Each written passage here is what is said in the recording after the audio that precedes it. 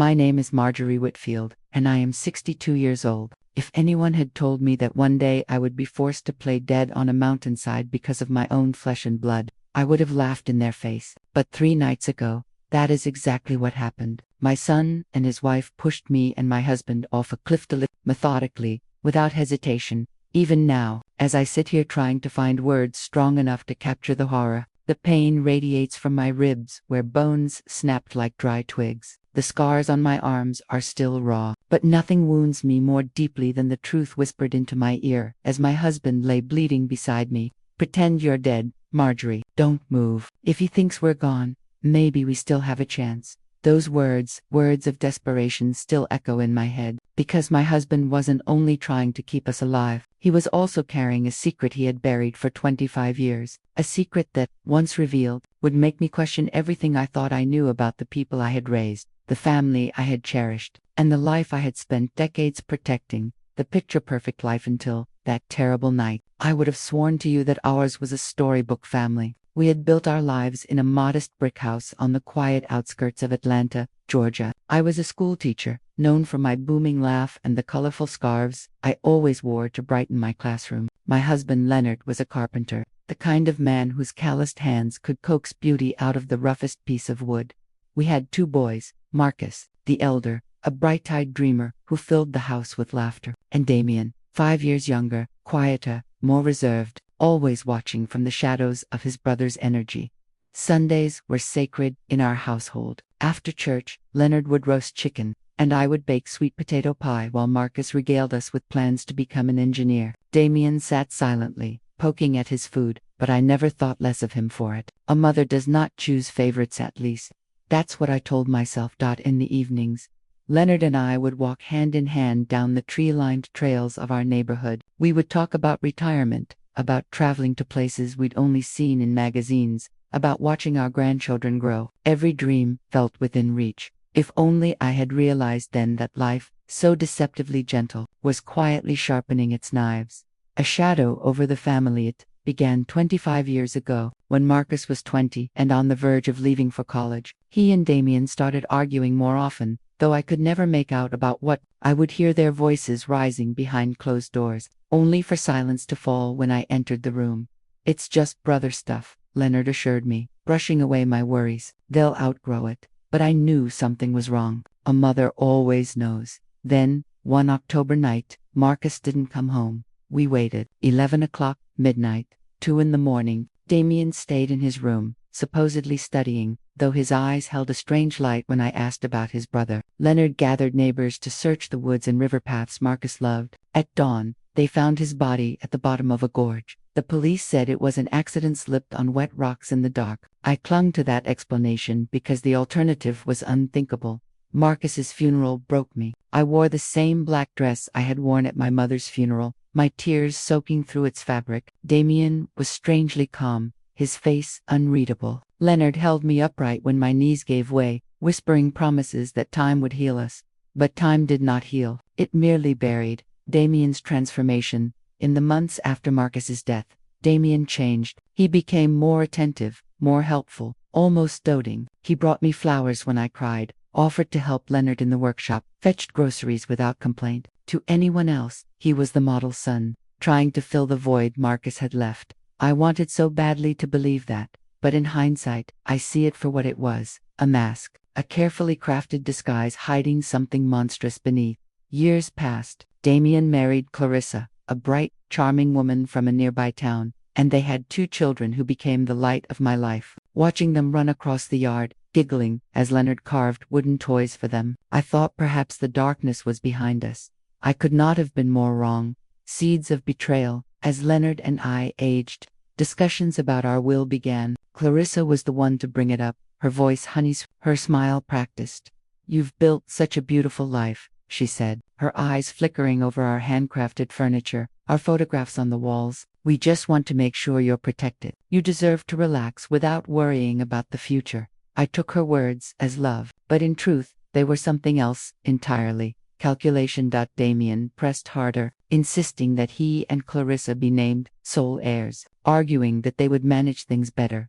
He even suggested we sell the house, the very place where I had baked 1,000 pies, the walls that had absorbed our laughter and grief. I refused. Every brick in that home carried memory. Every room held a piece of Marcus. When I stood my ground, I saw something flicker in Damien's eyes, something cold, something dangerous. That was when Leonard began to whisper truths I had never imagined. He told me about money missing from our savings. He told me about Marcus confronting Damien before he died. He told me that what I had believed for 25 years, that Marcus's death was an accident, might have been the cruelest lie of all. And 3 nights ago, as Damien and Clarissa smiled sweetly and urged us up a mountain trail, I realized that my husband had been right all along. They didn't just want our money. They wanted us gone. The invitation came on a Thursday afternoon, wrapped in smiles that hid blades.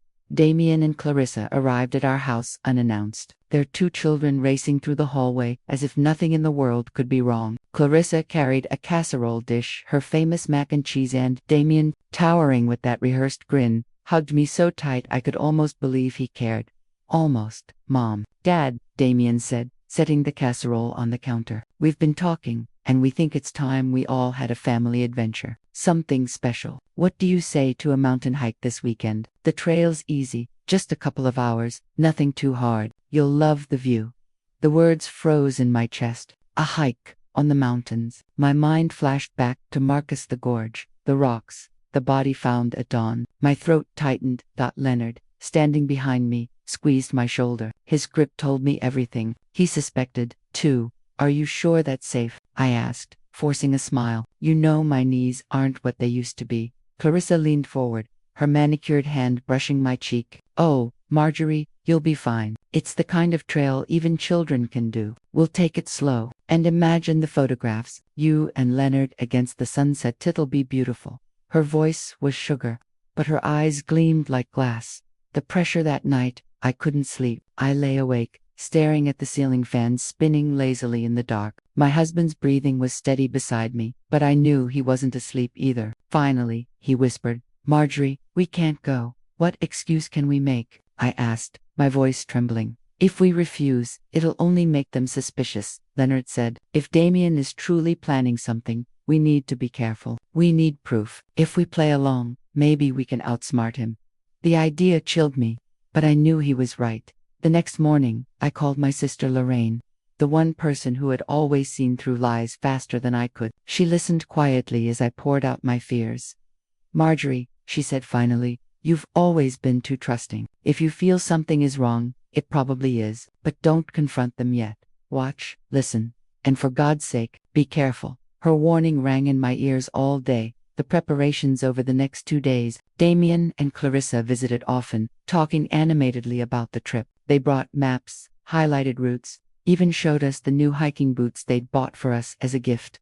They're perfect, Damien said, holding them up like a prize. Good traction. Wouldn't want you to slip. The irony nearly made me choke. Meanwhile, Leonard grew quieter. One evening, as we washed dishes side by side, he set a plate down and turned to me, eyes heavy with secrets. Marjorie, he said, his voice low, I need to tell you something about Marcus. My heart pounded. I had dreaded this moment for years. 3 days before he died, Leonard continued, Marcus came to me. He said Damien was stealing money from our savings, small amounts at first, then more. Marcus had proof. He said he was going to confront him. I gripped the edge of the counter to steady myself. And you didn't tell me. Leonard looked broken. I thought it was a fight between brothers. I never imagined. He trailed off, his silence saying more than words ever could. The truth slammed into me. Marcus hadn't fallen. He had been pushed. And now, 25 years later, Damien was preparing to push us, to the pact that night. Leonard and I held each other like we hadn't in years. We spoke in whispers, planning, fearing, clinging to the fragile hope that we might survive. If they try something, Leonard said, play along. Pretend to be weak. Pretend to believe them. If it comes to it, play dead. The words cut me deeper than any knife. The day of the trip, Saturday, dawned bright and cruel. Damien and Clarissa arrived, with wide smiles and cheerful music playing in their car. The children stayed with a babysitter on arrangement that, in itself, screamed premeditation. Ready for adventure? Damien asked, slinging a heavy backpack over his shoulder. I wondered what was inside. Water bottles, or rope meant to stage an accident. The drive to the mountains was 2 hours of torture. Clarissa sang along with the radio, her laughter high-pitched and false. Damien asked about our health, our sleep, whether we needed to stop and stretch. Every word was coated in concern, but his eyes flicked toward the road ahead, calculating. I sat in silence, clutching Leonard's hand so tightly that my knuckles turned white. The ascent the trail started gently, winding through tall pines. Birds sang, and sunlight dappled the ground, but I felt no peace. My knees ached within minutes, and Leonard's breathing grew labored. Damien noticed. "You two okay back there?" he called, his grin sharp as a blade. "We can rest if you need to." Clarissa snapped photos constantly, positioning us near ledges, urging us to smile. "These will look amazing framed in the living room," she said, sweetly. Every flash of the camera felt like a countdown. After an hour, the path grew steeper. My chest burned, and sweat soaked through my blouse. Clarissa skipped ahead, humming, while Damien walked behind us, close enough that I could feel his presence like a shadow. "Just a little further," he coaxed. "The view is spectacular." The way he said the word made me tremble. The edge. By late afternoon, we reached a narrow clearing with a sheer drop on one side. The valley stretched below us, breathtaking and deadly. Perfect spot for pictures. Clarissa chirped, setting down her bag. She raised her camera. "Go on, hug each other. I'll frame you with the sunset." Leonard's arm tightened around my waist. He whispered into my ear, "Stay calm." We posed, the shutter clicking again and again. I felt Damien move behind us, his steps deliberate, measured. "Let's take one more," he suggested. "Just step a little closer to the edge. Trust me, the angle will be amazing." My heart pounded so loudly I thought it would echo through the canyon. Clarissa lifted the camera. Damien's hand brushed my back, gentle, guiding, too gentle to be innocent. And in that moment, I knew this was it. The plan was about to unfold. The wind howled through the canyon, carrying with it the scent of pine and dust. My heart thundered so loud I could barely hear Clarissa's cheerful voice. "Closer to the edge, Marjorie. Don't be shy. You look beautiful with the sunset on your face." I forced a smile, but inside, terror clawed at me. Damien stood just behind us, too close, his shadow falling across my shoulder. I felt the warmth of his hand hovering like a predator waiting to strike. Leonard's grip tightened around my waist. I knew he felt it too. The inevitable moment. "Ready?" Clarissa sang. The camera clicked.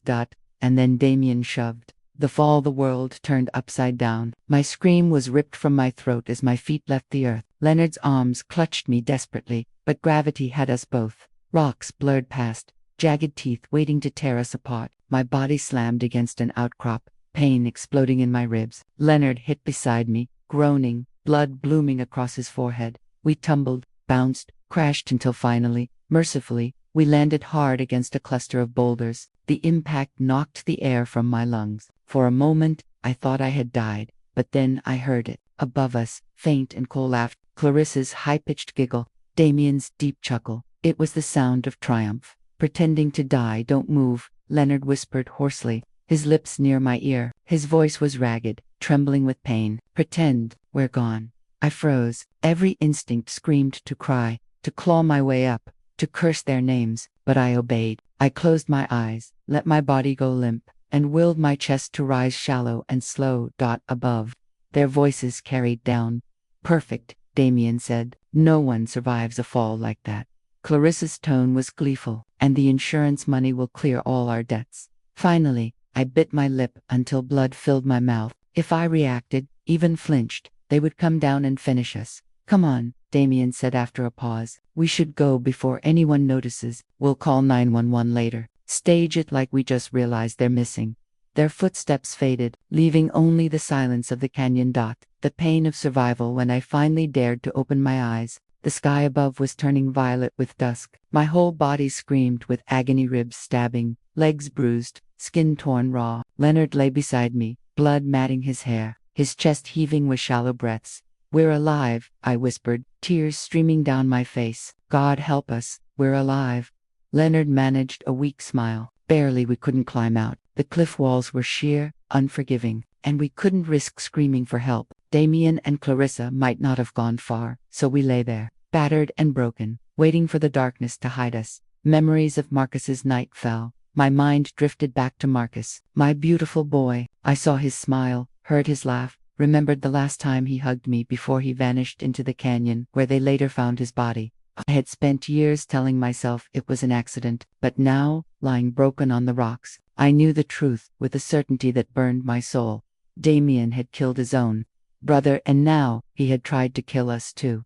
The whispered plan, Leonard. I whispered into the dark. We can't go to the police yet. They'll twist the story, say we were clumsy, that we fell. Damien's clever heel, have excuses ready. We need proof. We need them to confess. Leonard groaned, but nodded faintly. Recordings, he murmured. My phone, it's in my pocket. Still working, maybe, with shaking hands. I fished it out. Miraculously, the screen lit up, spider-webbed with cracks but functional. I opened the voice recorder, pressed record, and tucked it close. Next time they talk, I said, my voice trembling but fierce, we'll catch every word. The long night, the canyon grew cold as midnight fell. Coyotes howled in the distance. Every sound made me flinch. Every shadow seemed to move. Pain throbbed through my body until I thought I might lose consciousness. But I held on. Beside me, Leonard drifted in and out, moaning softly. I pressed my hand to his chest, feeling the fragile rhythm of his heart. Stay with me, I whispered. Don't leave me like Marcus. The hours crawled by, endless. My stomach churned with hunger. My lips cracked from thirst, but my fear kept me awake. The return at dawn. I heard voices again. My blood froze. Damien and Clarissa had returned. Better make sure, Damien muttered, his tone sharp. If by some miracle they're still breathing, we can't risk it. My pulse hammered. Leonard's eyes met mine, wide with terror. Play dead, I mouthed. We lay motionless as footsteps approached the cliff's edge. Clarissa peered down. See, nothing but broken bodies. She laughed. Cruel and careless. God, it was almost too easy. Damien grunted. Good. Once the police hear we lost them, the inheritance will be ours, and Marcus will finally be forgotten. The phone in my pocket recorded every syllable, a spark of hope when their voices faded again. I finally let myself breathe. Tears blurred my vision, but for the first time in days, I felt something stronger than fear. Hope. We had proof now, enough to expose them, to avenge Marcus. To save ourselves, if only we could survive long enough to escape this canyon. I turned to Leonard, brushing the blood from his face. We're not done, I whispered fiercely. Not yet. Damien thinks he's buried us, but he's wrong. We're going to rise, and when we do, he'll pay for everything. The sun rose, spilling golden light into the canyon, illuminating the broken rocks, the broken bodies and the unbroken will to fight back. And with that, the game began. The canyon was quiet after Damien and Clarissa left, but the silence wasn't peace. It was the heavy breath of a predator that believed its prey was already dead. Leonard shifted beside me, groaning as he tried to sit up. His face was pale, streaked with dried blood, and every movement seemed to cost him more strength than he had. We can't stay here, he whispered. If they come back again, they'll finish it. I nodded, though fear clenched my stomach. My body ached with every breath, ribs stabbing sharp against my lungs. But he was right. This canyon was a grave, and if we didn't move, it would swallow us whole.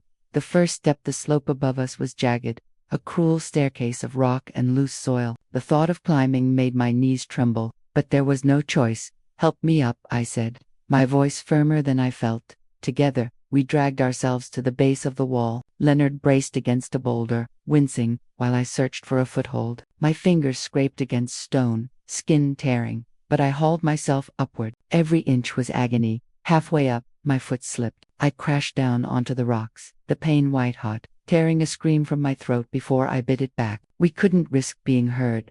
Leonard reached for me, his hands trembling. Marjorie, stop. You're hurt. No, I gasped, forcing myself up again. We can't stop. We climb or we die. And so we climbed, slowly, painfully, bleeding and breathless. We clawed our way up the canyon wall, the ghosts of the past with every pull of my arms. I saw Marquez, his smile, his bright eyes, the way he had once carried his little brother on his shoulders. How had it come to this? How had my younger son turned into a murderer? I remembered the night Marcus disappeared, Damien's calmness, his hollow words of comfort. I remembered the police shaking their heads, calling it a tragic accident, and I remembered the hole it left in our family. The hole Damien had filled with his lies.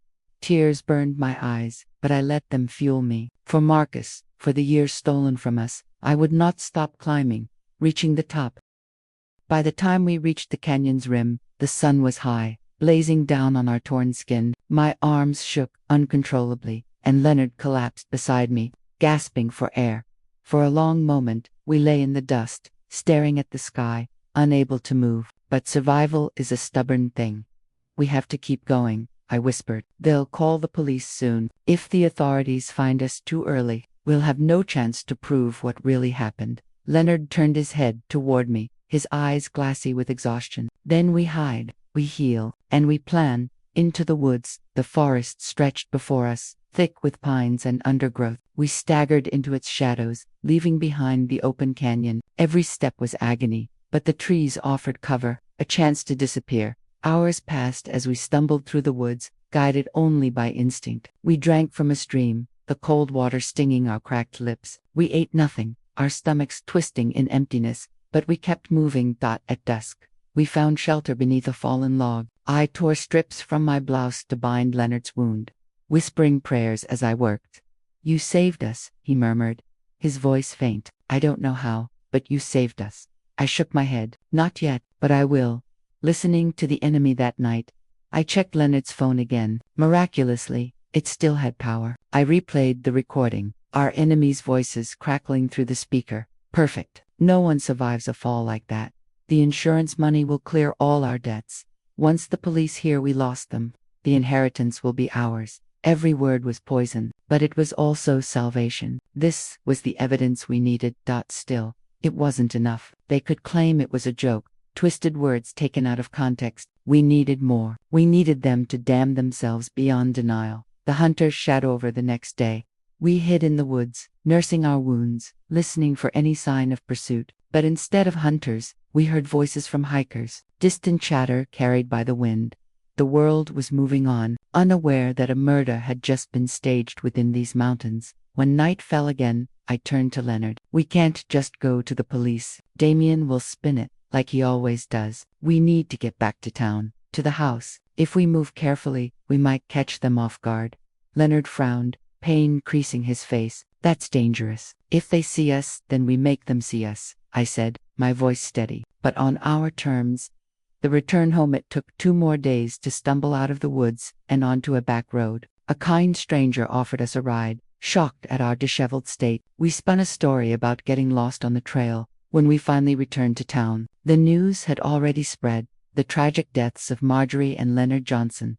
I stood outside our house, trembling, staring at the police tape stretched across the front door. Neighbors whispered, pointing, their faces pale with sympathy. Damien and Clarissa stood on the porch, dressed in black, playing the grieving children. Damien's arm wrapped around Clarissa as he spoke to an officer. His head bowed just enough to seem broken-hearted. Rage surged through me like fire. He was burying us while we still breathed. The first move that night. Hidden in the shadows across the street, Leonard and I watched as they left the house. We slipped inside through the back door, careful not to disturb the police tape. The house smelled of candles and lies. In the living room, a framed photo of Damien and Clarissa sat on the mantel, smiling as if they hadn't just shoved us into death's mouth. I clenched my fists. "They think they've won," I whispered, "but this house is still ours, and we're going to take it back." Leonard nodded weakly. "We need to be smart, careful, gather everything we can. If we strike too soon, we lose." I agreed, but deep in my chest, a storm was building. Damien thought he had ended us. He thought he had silenced the truth forever, but the truth was alive, breathing, watching. And soon, it would speak. Sheltered by the dark and the hush of the sleeping neighborhood, we crept back inside our own home, as if intruders in the place we had built. The police tape flapped in the breeze like a cruel banner, but inside, every familiar scent and object felt weaponized, a reminder of how close we'd come to losing everything. The house was staged for mourning, flowers in vases, a guest book on the hall table, sympathy cards propped open like waiting mouths. Damien and Clarissa were careful actors. To the world they wore grief like a shawl. To us they wore greed like armor. But actors always leave traces, the drop of paint on a cuff, the hem of a costume frayed. I had learned long ago to look for them. Leonard leaned against the doorframe, his breathing shallow. "You sure about this?" he whispered, voice a dry leaf. I nodded. "We came back for proof, Len. We came back so Damien can't rewrite the past." We moved room by room, stepping softly, ears straining for any sign of our grandchildren or of the living hearth. We could not risk running into them. The children still mattered to me, even now. They were innocents, wrapped in a web their parents had spun. In the study hour den of carved wood and ledger books, I found the first bread, a thin envelope tucked behind a row of carpentry catalogs. My fingers trembled as I slid it out. Typed on the front, in a neat hand that felt too clinical for family business, were 2 words: loans due. Inside, a stack of receipts and invoices lay like a confession. Names of payday lenders, their interest rates scrawled, due dates circled, Damien's account numbers, wire transfers in small increments, 1 deposit here, 1 withdrawal there. So careful, the pattern almost looked like a benign accounting error. But Marcus had called these small errors theft. And now the paper screamed it louder than any voice. Leonard found something else. A ledger hidden in the false bottom of a desk drawer. It wasn't ours. It was Damien's handwriting, cramped and furious. Entries labeled cash taken, paid back, no, and worst of all, a line that made Leonard's face go gray. Insurance claim. It read, plan, staged accident, call Albert. The name hit me like a fist. The lawyer, the same man we had seen in the house, arching his eyebrows with sympathetic concern, while his eyes roved over our furniture as if cataloging price tags. You knew him? I asked Leonard. He nodded, voice small. Albert drafted our last will at Damien's insistence, said it would save us from probate. He made changes after Marcus died. And you never told me. The sentence was an old salt wound reopened. I thought, Leonard began, but I cut him off with a look. There were too many now there were facts to hold. I stuffed the ledger into my bag, hands clumsy with adrenaline. We moved to the bedroom. Beneath the mattress I found a thick envelope of bank statements. In a quiet, hidden folder labeled closure, someone had tucked Emos Clarissa's address to Albert. Albert's replies, signed with a professional flourish. Proceed as discussed. One message said, another read. We will arrange the assets posthumously as is most advantageous. The language was careful, but the intent was not. My stomach dropped. They had been planning this for years. Marcus's death was not merely a theft or a night of reckless youth. It was a pattern, and that pattern threaded straight through our home. We needed more, not just paper that proved motive, but words that proved intent. Paper showed greed. Voice would show murder.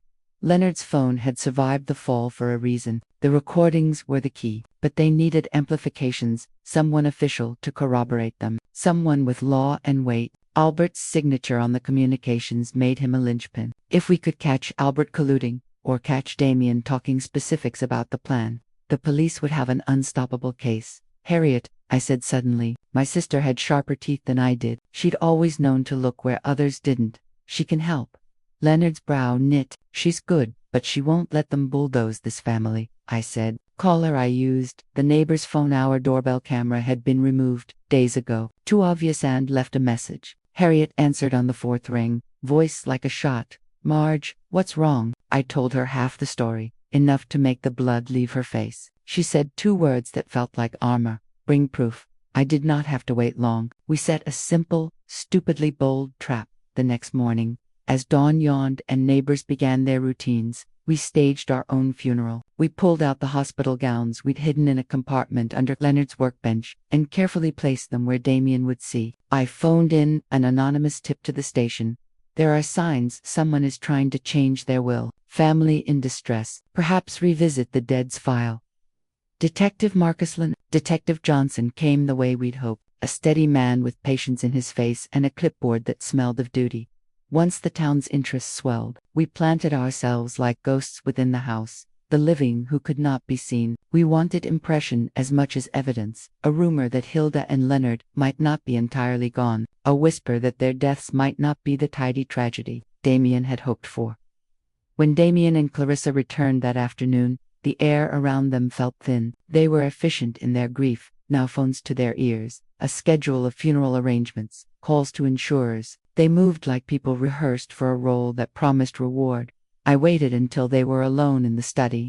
Then I slipped in behind the door like a draft. I had a small recorder strapped beneath the hem of my blouse. Leonard's idea. He'd wired it with an old hearing aid battery. The device was crude but reliable. Nothing dramatic. A hole in the wall. A camera focused on the built-in stereo so we could capture every syllable. Damien paced like a caged animal. We can't drag this out, he muttered to Clarissa. The lenders are breathing down my neck. If the insurance doesn't clear this month, we're done. Clarissa's hand smoothed her skirt. Albert says he'll expedite things. He told me to keep faith. He said, timing is everything. Timing, a word that put the last piece in place. Albert had been not just counsel but an accomplice in their timing. The ledger's instruction to call Albert was now fleshed with life. We needed Albert to speak, to Cinna, or at least to meet with Damien when he let his guard down. So we baited the hook. The following evening I made a show of weakness. I stepped onto the porch where Damien and Clarissa ate takeout under the false sympathy of candlelight and asked for water, my voice thin and fragile. Damien rushed to my side, hands all concerned. The children were inside, playing quietly, unaware. Marjorie, he said, voice syrupy, you should be resting. The doctor said, Doctor, I coughed. No, just tired. My knees gave way on cue, and Clarissa's gasp sounded like music. Damien caught me, his face a portrait of piety. Inside, as he steadied me, he muttered into his phone about meeting Albert the next morning. At his office, he said, 9, he'll draft up the final cut or so. Then the claim is clean. The words bled through the fabric of our lives and into the tiny recorder tucked at my waist. When he walked away, I stayed seated a moment longer, letting relief wash me like warm water. Then, careful and slow, Leonard and I retreated to a neighbor's house. Harriet arrived by twilight, with a thermos and a fire in her eyes. We handed the recorder to Detective Johnson, who listened with a face like flint. You recorded him? He asked. Yes, I said. He arranged a meeting with Albert about the cottage. He admitted the plan to me once after Marcus died. He said it was a necessary removal. Johnson closed his eyes, a man gathering himself. He made the calls, no theatrics. No promises beyond the steadied voice that said, we'll pursue this. He asked for more, bank records, lawyer notes, proof of the loans. We gave him the ledger, the emails, the hidden folder we'd taken from under the mattress.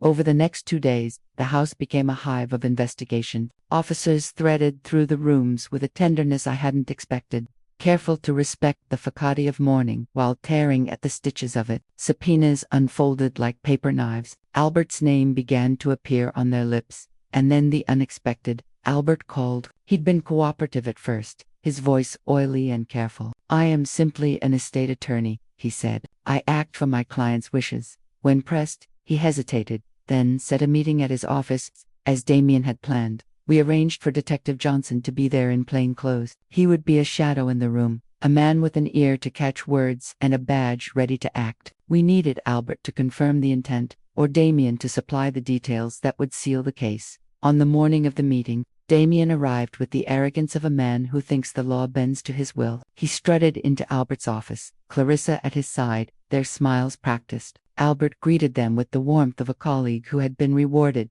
I wasn't in the room. I didn't need to be. The recorder on my person had already done what I feared and hoped. Inside the office, voices rose and fell, technicalities, strategies, phrases like posthumous transfer and minimizing audits. Albert's voice was precise. We'll make the changes and certify them upon confirmation of death. The insurance queries will be addressed as routine. Routine, a word that wrapped around the throat of intent like a noose. By noon, with papers in hand and a warrant quietly signed, Detective Johnson moved. It was quick and quiet, an arrest that felt inevitable. Albert's face went pale when the badge was shown. He stuttered, lawyers, reflexes, failing him. Damien tried to protest, then to weep, then to claim he'd been misunderstood. Clarissa clung to him, voice raw. You're under arrest for conspiracy to commit murder, Johnson said, voice flat. You have the right to remain silent. The sound of handcuffs clicking echoed in that wood-paneled office, like judgment itself.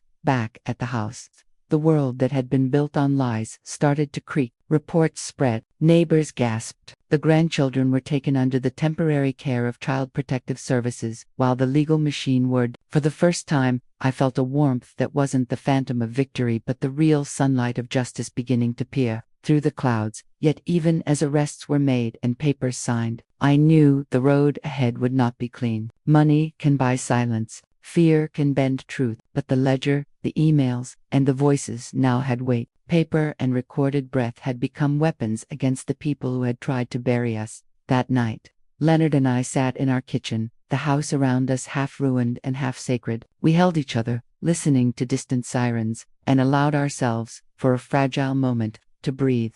"We're not done," Leonard said. "But they're on the ropes." "No," I replied, feeling something like a smile break through. "They are." And in the quiet, with the recorder humming softly in the drawer unused now, but still a promise, we began to map the next moves. The truth had a way of waking the sleeping. We had woken it, now it was time to let it do its work. The living room smelled faintly of lavender and deceit. Damien and Clarissa had redecorated since our deaths. Fresh flowers in porcelain vases, new drapes, a large black-framed portrait of us surrounded by sympathy cards. It was as if they had buried us already, sealing us into memory, while they smiled at the inheritance papers. Leonard sat, hunched in the dark corner, a shadow against the wall. I stood by the curtains, peeking through a sliver of fabric at the street beyond. Police cars still came and went, sympathy visits, interviews, the occasional neighbor dropping off casseroles. We were watching our murderers celebrate, and I was done waiting. Planting the seed, the first step was simple. Doubt.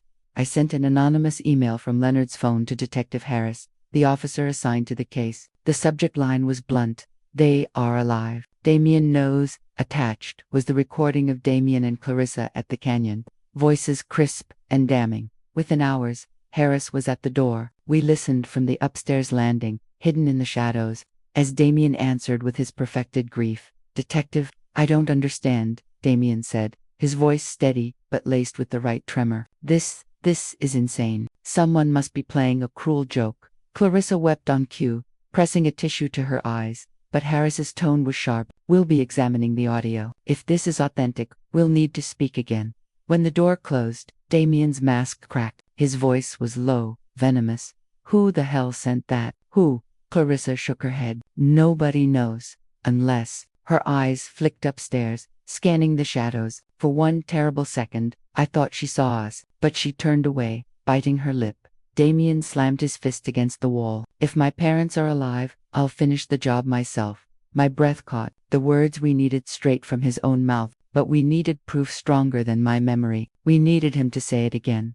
Luring the predator that night, while Leonard rested, I crept into Damien's office. His laptop sat open, the screen glowing faintly. He had been drafting a legal motion, something about transferring assets early due to unforeseen tragedy. I set the phone on the desk, hidden behind a stack of papers, the recorder already running. Then I whispered into the silence, just loud enough to be caught on the mic.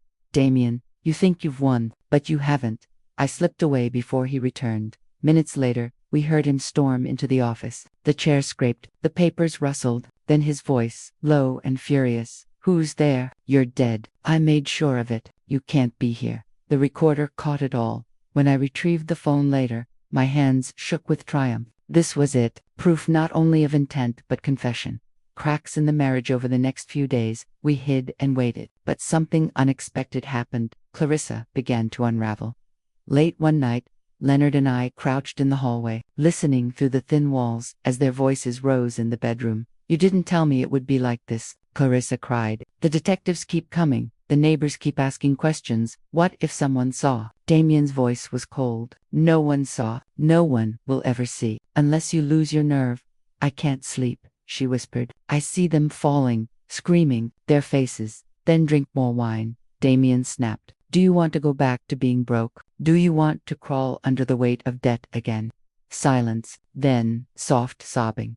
Leonard's eyes met mine in the dark. Clarissa was weak. She could be turned. Setting the stage, we decided to push her. The next morning, while they were out, I left a note on Clarissa's vanity, written in my careful hand. "You know what he did. So do we. The truth is coming." When they returned, her scream echoed through the house. Damien rushed to her, found the note, and tore it into pieces. "It's them," he growled. "It has to be. They're alive." Clarissa's voice shook. "Damien, what if they go to the police? What if this all falls apart?" He grabbed her shoulders. "Then we finish it. For good this time."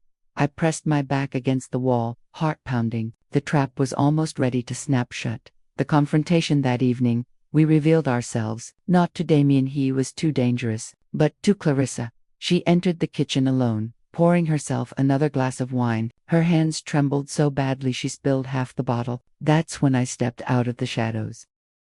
"Hello, Clarissa." The glass shattered. She spun around, face pale, lips trembling. You're dead, not yet, I said, my voice calm, steady. But we will be if Damien has his way. You married a murderer. You helped him try to bury us. But it's not too late. Tears spilled down her cheeks. I never wanted this. He said it was the only way. You have a choice, I interrupted. Help us, or go down with him. The police already have part of the story. Give us the rest. Her shoulders slumped, the fight draining out of her. She nodded once. Brokered. The deal. We sat her down, Leonard and I flanking her like ghosts. She could not escape. She confessed everything: the debts, the forged papers, the arguments that led to planning our deaths. She begged for forgiveness, but I had none to give. Write it down, I said, every detail, then sign it. She obeyed, scribbling through her tears, her hands shaking. When it was done, I tucked the paper into my bag. One more nail for Damien's coffin. The hunter returns just before midnight. The front door slammed. Damien's footsteps thundered through the hall. He called, "Where are you?" She froze, eyes wide with terror. Leonard squeezed her arm. Stay calm. Stick to the plan. We melted into the shadows, watching as Damien entered the kitchen. His gaze fell on the broken glass still on the floor, then on Clarissa's pale face. What happened? He demanded. Nothing, she stammered. I just dropped a glass. He studied her, suspicion sharp in his eyes. Then he leaned close, his voice a whisper dripping with menace. If they're alive, Clarissa, I'll kill them again, and this time, I'll make sure there's nothing left to find. The recorder in my pocket captured every word. The storm building when Damien left the room. I exhaled for the first time in minutes. We had it. The confession, the witness, the evidence. All that remained was timing. Leonard placed a hand on my shoulder. It's almost over. I shook my head. No, it's just beginning. Damien thinks he's the hunter, but by the time we're done, he'll realize he's been walking into our trap all along. And for the first time since the canyon, I felt something fierce and sharp bloom in my chest. Hope that the house was no longer a home. It was a battlefield, every hallway echoing with the tension of secrets ready to burst. Leonard and I moved like shadows through our own rooms, listening to Damien's footsteps pound against the floors, listening to Clarissa's muffled sobs behind closed doors. The trap was set, the evidence secure. But one wrong move could destroy it all, and Damien was beginning to sense it. Cracks in the mask, the morning sun painted golden bars across the living room rug. Damien sat in the armchair, head bowed, hands clasped tight. From the staircase, I watched him. His jaw was clenched, his lips moving silently as if reciting lies he'd told so many times he needed to rehearse them again. Clarissa shuffled into the room, her face pale, eyes red from sleepless nights. She held out a cup of coffee, her hand trembling. Here, she whispered. He didn't take it. He just stared at her, his silence heavier than any shout. Finally, he spoke, his voice low and cold. You're hiding something. Clarissa froze. His gaze lifted, sharp as a knife. Don't play dumb. I know you're weak. If they're alive, you'd break first. She shook her head rapidly, tears springing to her eyes. I swear, Damien, I don't know anything. Liar. The word cracked like a whip. He slapped the cup from her hand, hot coffee spilling across the rug. Clarissa flinched back, her body trembling.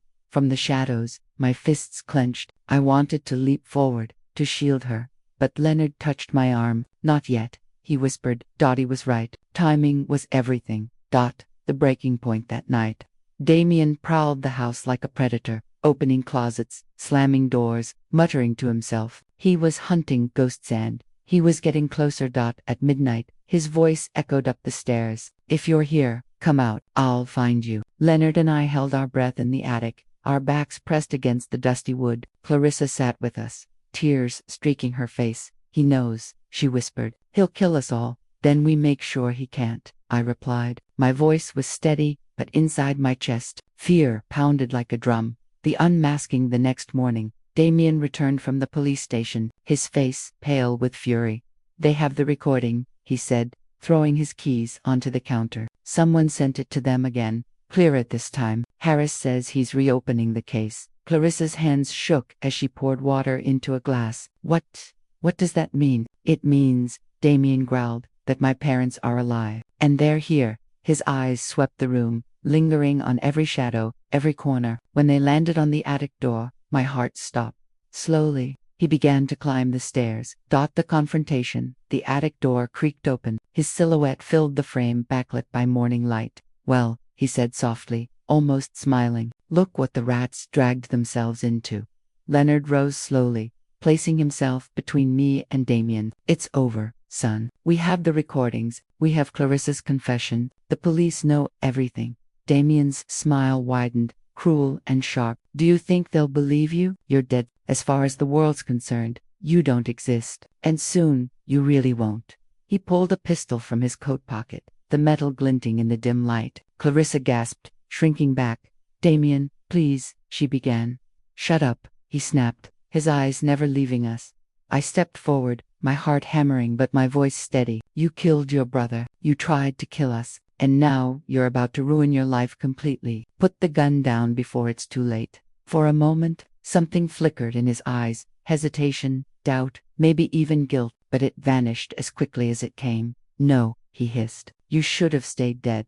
The struggle the next seconds exploded in chaos. Damien lunged forward, the gun raised. Leonard grabbed his arm, the two men crashing into the attic wall. The pistol went off, the blast deafening. Wood splintering inches from my face. I screamed, rushing forward, clawing at Damien's arm. Clarissa sobbed in the corner, frozen in terror. "Help me," I shouted. At last, she moved. With trembling hands, she grabbed a heavy lamp from the floor and swung it with all her strength. The lamp crashed into Damien's shoulder, sending him staggering. The gun clattered to the ground. Leonard kicked it away. I snatched it up, holding it with both hands, my arms shaking. "Don't make me use this," I warned. Damien straightened, blood trickling from his temple, his eyes blazing with hatred. "You don't have the guts." I did, but I wanted him alive to face justice, not a bullet. The collapse for a moment. We stood in silence, the air thick with rage and fear. Then, downstairs, the front door burst open. "Police, drop your weapons." Detective Harris's voice rang out, commanding, unyielding. Damien's face twisted in shock. He turned to run, but Leonard grabbed him, holding him fast as officers stormed the attic. "Hands where we can see them," Harris barked. I lowered the pistol, relief flooding me as two officers restrained Damien, wrenching his arms behind his back. Clarissa collapsed to the floor, sobbing uncontrollably. "It's over," I whispered, tears blurring my vision. "Finally, it's over." The truth revealed as they dragged Damien away. He thrashed against the cuffs, spitting venom. "They're lying. They're supposed to be dead. Don't you see? They're supposed to be dead." But Harris only shook his head. "We see enough. Damien, we've got your voice on tape, your wife's testimony, and now attempted murder right in front of us." He looked at me, his eyes softening. "Mrs. Johnson, I don't know how you survived, but you and your husband just put away a very dangerous man." I nodded, clutching Leonard's hand. My body trembled, but inside, a steel resolve settled. Damien was finished, but the scars he left would never fade. The aftermath. When the house finally fell quiet, I sat in the attic, staring at the broken lamp, the shattered wood, the bloodstains. This had been our son's doing, our child. Leonard sat beside me, his hand warm over mine. "He's gone, Marjorie. He can't hurt us anymore." "But," I shook my head, tears slipping down my cheeks, "he already has." The courthouse smelled of old wood and ink, a place where justice was measured in words and signatures rather than bullets and blood. Yet as Leonard and I sat on the hard wooden bench, waiting for the trial to begin, my heart beat as though we were still in that canyon, clinging to survival on jagged rock. Damien sat at the defense table, flanked by his lawyer. He wore a crisp suit, his hair neatly combed, but nothing could hide the darkness in his eyes. When he glanced at us across the room, a cruel smile flickered across his lips. As if to say, "You may have won the battle, but I will never bow." "The trial begins." The prosecutor stood, her voice firm as she addressed the jury. "Ladies and gentlemen, what you will hear in this courtroom is a story of betrayal so cold it chills the soul. Damien Johnson, a son, conspired to murder his own parents for financial gain. He threw them into a canyon, believing them dead, but they survived, and with their survival came the truth. Every word cut into me, reopening wounds that hadn't had time to heal. Damien's lawyer countered, his voice smooth. "This case is built on grief, on confusion, on questionable recordings. My client grieves his brother's death and now finds himself accused by those who should love him most. Is it possible these so-called survivors are mistaken, or perhaps manipulated?" The jury shifted uneasily. For a moment, I feared his lies might work again. But then Clarissa entered the courtroom. The betrayer turns. She looked fragile, dressed in black, her hair pinned back tightly. When called to the stand, her voice trembled at first, but soon steadied, as though each word freed her from Damien's grip. He told me we had no choice, she confessed, tears sliding down her cheeks. The debts were crushing us. He said his parents' money was the only way out. I went along with it. I didn't stop him, and I'll regret it for the rest of my life. Damien slammed his fist against the table. Liar, he shouted, his face twisting with rage. The judge's gavel struck, silencing him, but the damage was done. The jury had seen his mask slip. Clarissa continued, her voice breaking. He planned it all. He led them to the canyon. He pushed them. He said no one would survive. Her sobs filled the courtroom, raw and real, and in that moment, I saw not just a betrayer but a prisoner who had finally broken free. The evidence next came, the recordings. Harris played them one by one. Damien's voice in the canyon. Damien's fury in the office. Damien's whispered threats in the kitchen. Each clip was a nail driven into the coffin of his defense. Finally, Harris turned to the jury. This is not the voice of a grieving son. This is the voice of a predator who thought he got away with murder. I closed my eyes, tears streaming down my face. Hearing it again was torture, but it was also justice. Damien took the stand. His arrogance was unshaken. He spun lies with the ease of a man who had rehearsed them his entire life.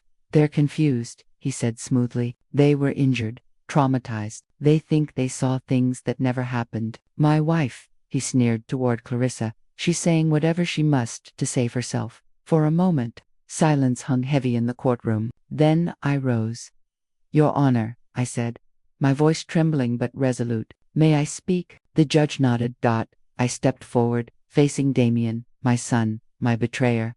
You killed Marcus, I said softly. Gasps rippled through the room. You thought we didn't know, but we saw the signs. And then you tried to kill us too. You call us confused, but I have never been more clear. You are no longer my son.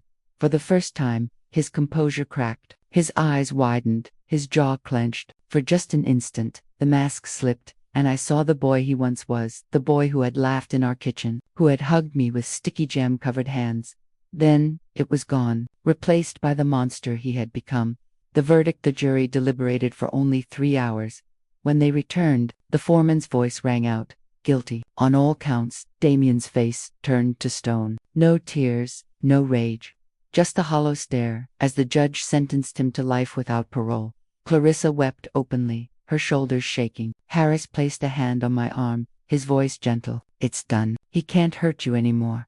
But as they led Damien away, shackled and defeated, a part of me broke all over again, because no matter what he had done, he was still my child, and I had lost him forever. Aftermath: the weeks that followed were a blur of reporters, legal documents, and endless questions. The story spread quickly. Parents survive murder. Plot by son, a headline that both horrified and fascinated the world.